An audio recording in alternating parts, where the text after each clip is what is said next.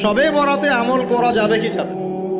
ঠিক এই যে আগামীকাল আল্লাহ পাকের একটা রহমত আমাদেরকে দিয়েছেন যে লাইলাতুন নিসফু মিনাশ শাবান, শাবান মাসের মধ্য রজনী আল্লাহ পাকের রহমত। এই বিষয়টাকে নিয়েও বাংলাদেশে আমি দেখলাম, এটা নিয়ে আমি লেকচার দিতে চাই নাই, কারণ এগুলো আমি আসলে খুব একটা মাহফিলেও বলি না, এটা আমার ট্র্যাকও না। আমি অন্য বিষয়গুলো নিয়ে বেশি কথা বলি।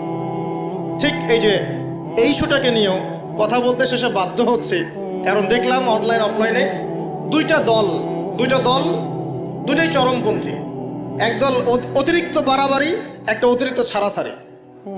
বাড়াবাড়ি আর ছাড়াছাড়ি। একটা অতিরিক্ত বাড়াবাড়ি, সে একদম শবে বরাতকে মনে হয় লাইলাতুল কদরের উপরে নিয়ে যাচ্ছে। লাইলাতুল নিসফু মিনাশ শাবানকে কোনো কোনো ক্ষেত্রে বাড়াবাড়ি পন্থীরা একদম লাইলাতুল কদরের উপরে নিয়ে চলে যাচ্ছে। আর ছাড়াছাড়ি যারা, তারা বলছে এই রাত্রে কোনো কিছুই করা যাবে না। দুইটাই চরমপন্থী, বুঝতে পারছেন না মনে হয় কথা। একদল এটাকে নিয়ে এত বেশি বাড়াবাড়ি করছে যে এটাকে একদম লাইলাতুল কদরের উপরে নিয়ে চলে যাচ্ছে। আরেক দল দেখা যাচ্ছে এটাকে এমনভাবে পরিত্যাগ করছে না, এতে কিছুই করা যাবে না, একদম কোনো ফজিলতি নাই। এখন আসলে মধ্যম পন্থা কি? মাঝখানে আমরা কি করব তাও জানার দরকার আছে কি নাই?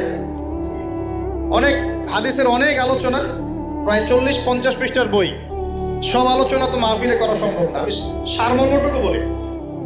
সারমর্ম কি? হাদিসের শবে বরাত নামে কোনো শব্দ নাই, এক নম্বর কথা। কি নাই ভাই?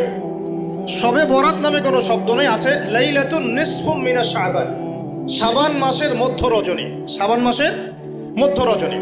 শাবান মাস কি? উত্তর, নবী সাল্লাল্লাহু আলাইহি ওয়াসাল্লাম রমজান মাসের পর যে মাসে রোজা রাখতে বেশি গুরুত্ব দিয়েছেন তার নাম শাবান।